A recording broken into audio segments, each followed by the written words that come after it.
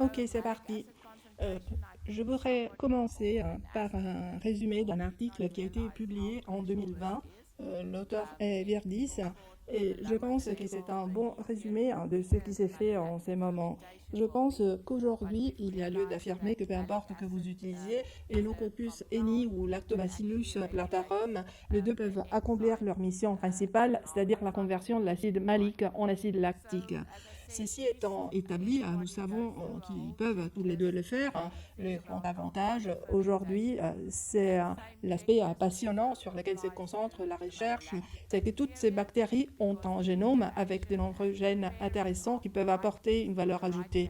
Donc évidemment, l'un des éléments les plus importants est la contribution à l'arôme et au goût, et je pense que certaines des dégustations aujourd'hui vont exprimer certaines de ces contributions intéressantes en fonction des différents moments d'inoculation ou en fonction de l'utilisation des différentes bactéries ou de la fermentation dans un type différent des contenants. Il y a aussi la bioprotection qui fera l'objet d'une présentation, comment utiliser ces bactéries pour protéger les vins. L'autre aspect est la stabilisation, car ces bactéries ont des systèmes protéolytiques très bien développés. Je pense donc qu'il y a beaucoup d'aspects potentiellement intéressants au-delà de la simple conversion du malique en lactique. Et je pense que les œnologues ont un rôle important à jouer en tirant parti de tous ces différents outils. Bon, il y a 35 ans, à propos de levure, personne inoculée. Aujourd'hui, tout le monde a une liste de points à vérifier. Est-ce que ma levure peut produire du HDS? Est-ce que je dois ajouter des nutriments? Mon souhait est qu'on ait également une liste de points en ce qui concerne les bactéries. Évidemment, tout dépend de la zone climatique dans laquelle vous travaillez, hein. Donc, le rôle de bactéries, c'est celui de désacidifier, c'est-à-dire de transformer les maliques en lactiques, et en plus de réduire l'acidité, d'augmenter les pH. Il y a également un effet sensoriel. Alors, si vous faites la fermentation malolactique, il y aura également un impact sur la stabilité microbienne ou la protection du vin. Et c'est là que ça devient véritablement intéressant. C'est les points de vue scientifiques, comment utiliser les différents outils dont nous disposons, les options que nous avons pour produire le vin que nous souhaitons avoir. Faut-il que ce soit butérique? Souhaitons-nous améliorer les fruités?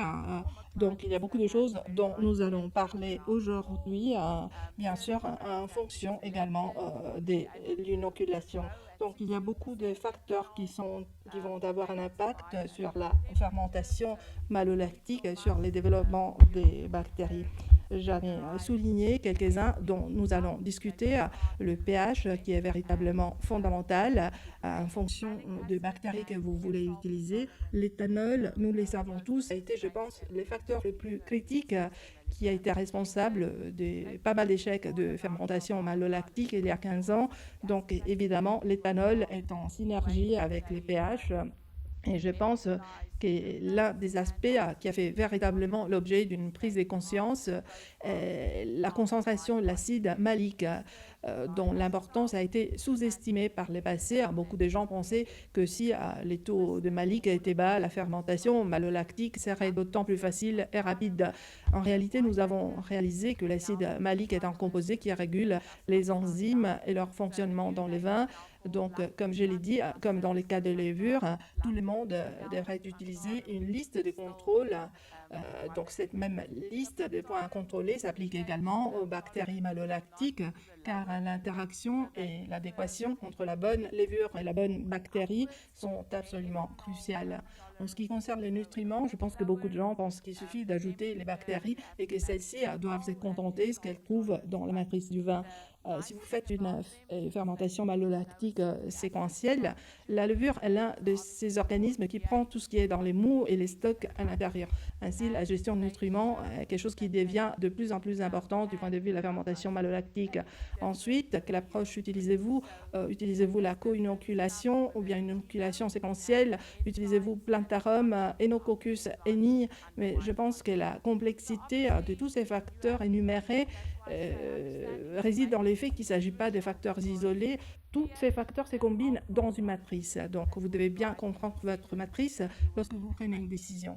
Alors, je ne peux que vous inciter à mesurer. Je sais que beaucoup de gens en Afrique du Sud, par exemple, ne mesurent pas avant d'inoculer. Nous essayons de changer cette mentalité afin de maîtriser l'inoculation de manière à pouvoir ajouter les bons nutriments pour améliorer le succès potentiel de la fermentation malolactique.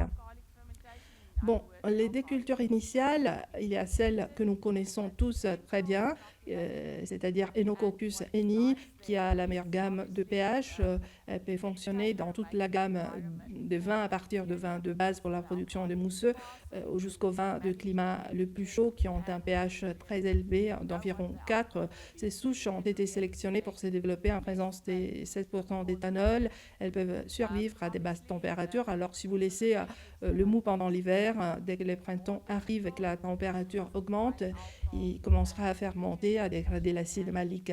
Et pour ce qui est de leur tolérance au soufre, la plupart des souches tolèrent entre 50 et 60 mg/litre. Elles produisent une petite quantité d'acidité volatile ou d'acide acétique en raison de la manière, de la façon dont elles métabolisent les sucres. Et bien sûr, le point positif est qu'elles améliorent le profil du vin en produisant des esters ou du diacétyl. Et puis, bon, il y a ce nouveau nom qui est vraiment virelangue pour nous tous. On venait tout juste de s'habituer à Lactobacillus plantarum et maintenant, les taxonomistes ont tout chamboulé, les nouveaux noms. Et donc, maintenant, Lactiplantibacillus plantarum. Mais heureusement, nous pouvons encore utiliser L. plantarum. La tolérance au pH de plantarum n'est donc pas faible, donc il préfère 3,3, 3,4 et plus. Leur tolérance à l'éthanol est légèrement inférieure. La température doit également être gérée, tout comme la tolérance au soufre.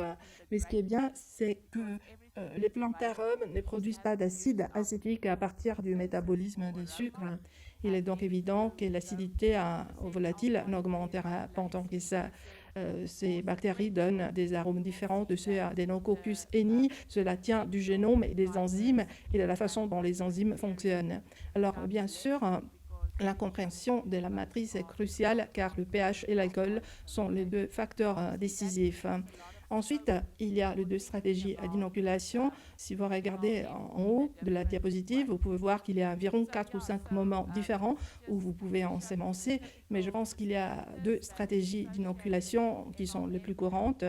Une possibilité consiste à inoculer après la fermentation alcoolique. En d'autres termes, on ensemence lorsque la fermentation alcoolique est terminée. C'est l'inoculation séquentielle. Ce qui est bien, c'est qu'il est possible de créer un environnement sur mesure pour les bactéries, car la fermentation alcoolique s'est déjà déroulée. Donc, on peut donc gérer la température, ajouter les nutriments et connaître les degrés d'alcool. On peut donc sélectionner la meilleure souche pour la matrice. Bien sûr, c'est aussi la matrice la plus difficile en raison de la forte teneur en alcool et de l'épuisement des nutriments. Et si la levure n'est pas la bonne, si elle est peu propice à la fermentation malolactique, les composés négatifs peuvent être produits dans la dernière partie de la fermentation alcoolique. Or, ces composés se retrouveront dans la matrice à laquelle les bactéries sont ajoutées. Et puis, il y a l'autre approche que je ne vais pas qualifier de nouvelle, car il ne s'agit pas d'une nouveauté, il s'agit de la co-inoculation ou inoculation concomitante, simultanée, où des bactéries et des levures sont ajoutées au mou du raisin. Alors, bien sûr, il n'y a pas d'alcool et les nutriments du mou sont disponibles pour les bactéries. Donc, c'est évidemment un environnement plus favorable. Cette figure en bas à droite montre simplement que l'expression génétique de la bactérie ressort beaucoup plus fortement dans les mous. Cela est dû au fait que tous les nutriments sont encore disponibles. La levure n'a pas épuisé tous les précurseurs aromatiques et vous pouvez voir qu'à 40% d'alcool potentiel, à 60% d'alcool potentiel ou avec une fermentation malolactique séquentielle, l'impact potentiel des bactéries diminue car la levure utilise la plupart des composés pendant la fermentation alcoolique. Et il est donc évident que cela nous donne une grande latitude d'envisager la fermentation malolactique sous un autre angle. Cette diapositive a pour seul but de montrer les descripteurs typiques associés au vin avec ou sans FML. Et la partie supérieure est juste pour vous montrer les mêmes vins, la même matrice, avec une co-inoculation, une inoculation séquentielle. Dans ces cas, il s'agissait d'un vin sud-africain avec Enococcus heni. Et comme vous pouvez le constater, dans les traitements par inoculation séquentielle, prédomine le caractère butyrique. Il s'agit donc de l'un des composés qui est très important dans l'inoculation séquentielle en raison du fonctionnement de la voie métabolique. Mais je pense qu'Elda en dira quelque chose. À l'inverse, du côté de la co-inoculation, on peut voir que les petits fruits et les fruits prédominent. Dans la co-inoculation, vous pouvez voir également en bas une petite nuance butérique. Il est donc évident qu'en modifiant simplement les moments de l'inoculation, on obtient un profil aromatique différent dans les vins. Celui-ci était en chardonnay, où la fermentation malolactique a été faite en cuve et en barrique. Je ne sais pas quelle est la pratique courante ici en Espagne, mais en Afrique du Sud, pour les chardonnays, une bonne partie des fermentations s'est fait dans les bois. Et comme vous pouvez le voir, en faisant la FML dans la cuve, les vins servent à fruité, floral. Par contre, si vous faites la fermentation malolactique dans du bois, vous augmentez la complexité avec des notes de beurre, de vanille, de chêne et de caramel. Cela montre bien de choix que l'énologue doit faire parmi tant d'autres. Je pense que l'une des choses les plus importantes aujourd'hui est qu'il y a énormément plus de bactéries sur les marchés. Quand je commençais à travailler, il y en avait peut-être 2 ou 3 qui étaient disponibles. Aujourd'hui, on peut choisir entre 30 à 40 cultures différentes. Bien sûr, il faut savoir quel est le but à viser, parce que chaque souche est différente, chaque matrice est différente et chaque produit final est différent. Donc, il est évident que le choix de la bonne souche pour la bonne matrice est l'un des éléments les plus importants qui détermine le succès de la fermentation malolactique. Comme je l'ai dit, la chose principale qui est apparue au cours de 2 ou 3 dernières années, l'impact de l'acide lactique sur les performances de la fermentation malolactique. Et bien sûr, dans les régions au climat le plus frais, où la concentration d'acide malique est de 4 à 8 grammes par litre, la quantité d'acide lactique qui est produite augmente. Donc, vous pouvez voir dans ces premiers vins, avec 0 d'acide lactique disponible, la fermentation malolactique a pris environ 33 jours. Donc, pour se dérouler, si vous avez 1,5 g d'acide lactique, vous pouvez constater qu'on a une diminution du nombre des cellules. Donc, les cellules sont identifiées par les triangles. Les nombres des cellules tombent en dessous des 6 millions dont on a besoin. Et donc, si vous avez 3 grammes par litre, vous pouvez voir que la fermentation malolactique n'est pas terminée, elle s'arrête. Ce sont donc les éléments à prendre en compte. Vous devez demander à votre fournisseur de bactéries quelle est la résistance de ces souches à l'acide lactique, car il existe des différences entre les différentes souches. Certaines souches sont inhibées à 1,5 g par litre, d'autres à 3 grammes par litre. Donc, si vous avez une matrice qui a de fortes concentrations d'acide malique, il faut absolument en tenir compte. Ensuite, il y a l'apport de nutriments, comme je l'ai dit, qui est également un aspect très important. Donc, en ajoutant des nutriments, on accélère la FML. Et nous savons également que les plantes d'arômes ont besoin de moins d'acides aminés que nos Coccus hemi. Donc, si vous avez une parcelle ou un vignoble qui a des fermentations difficiles chaque année, vous pouvez peut-être essayer quelque chose d'innovant et envisager plantes d'arômes comme solution potentielle du problème. Ça, c'est juste pour vous montrer les différentes associations des bactéries et levures. Nous avons 4 levures différentes, 2 bactéries différentes. Et comme vous pouvez le voir, il y a seulement une des associations qui a achevé la fermentation malolactique. C'est pourquoi il est important de penser à la fermentation malolactique avant de commencer la fermentation alcoolique. Car si vous ajoutez la mauvaise levure, vos bactéries n'auront aucun moyen de la gérer. Donc, comme je l'ai dit, les pH et l'éthanol sont des facteurs cruciaux dont vous, en tant qu'énologue, avez le contrôle. Vous pouvez décider du pH de votre fermentation, vous pouvez modifier l'acidité ou vous pouvez récolter pour vous assurer d'avoir les valeurs d'éthanol souhaitées. Ici, nous avons 2 échantillons du Riesling allemand et du Chardonnay d'Afrique du Sud. Et comme vous pouvez le voir, le pourcentage est le pourcentage d'acide malique qui a été dégradé. Donc, un pH faible avec un alcool modéré ne pose pas de problème. Donc, vous pouvez voir que presque tout l'acide malique a été dégradé. Et ceci, c'était juste pour vous montrer l'impact relatif sur l'arôme. C'était les témoins qui avaient été levurés. Et il y a une augmentation de 3,5 fois de la quantité d'ester dans ces vins. À l'inverse, si vous avez un pH faible et un taux d'alcool élevé, c'est la matrice la plus difficile à gérer pour les bactéries. Donc cet aspect est donc très important. Mais l'autre aspect important est le résultat de ces conditions. Donc le nombre des cellules est réduit à environ 10 puissance 3, ce qui est évidemment trop faible.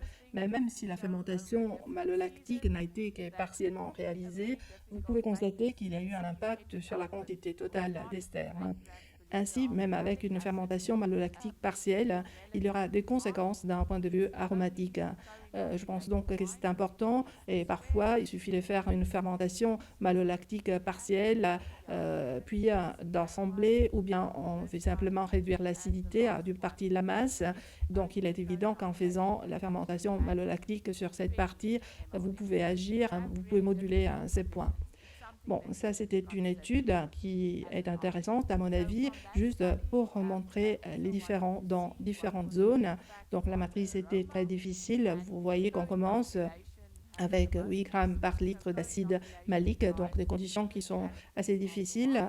Les co-inoculés, elle est celle qui a terminé la fermentation.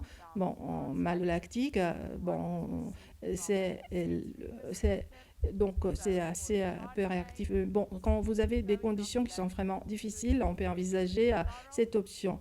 Avec cette étude, on voulait voir également quel était l'impact sur l'arôme et la co-inoculation avait le plus d'ester.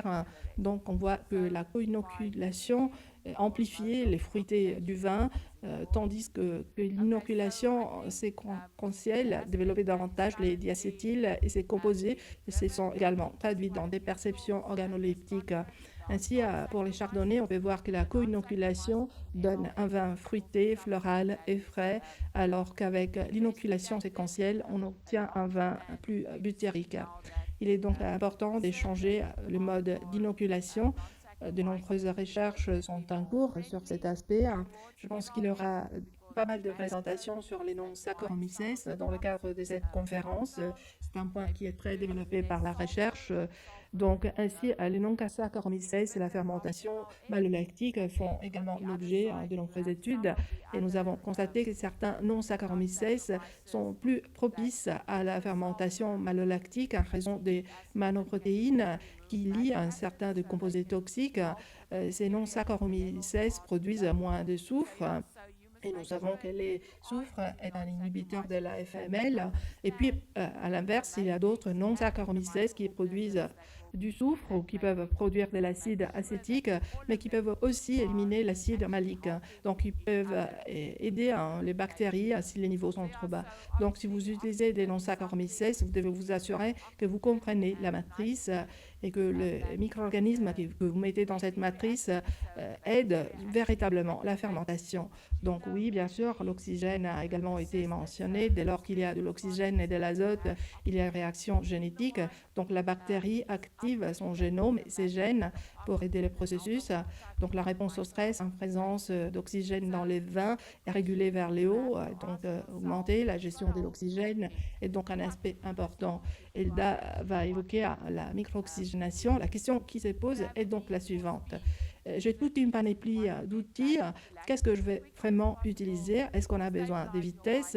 Va-t-on simplement transformer le malique en lactique le plus rapidement possible, stabiliser le vin parce qu'il doit être commercialisé rapidement? Donc, dans ces cas, il faut choisir une bactérie qui peut le faire. Voulez-vous utiliser la diversité disponible? Voulez-vous utiliser une combinaison d'Enococcus heni et de plantes d'arômes parce qu'ils ont des caractéristiques différentes qui donneront des composés aromatiques différents?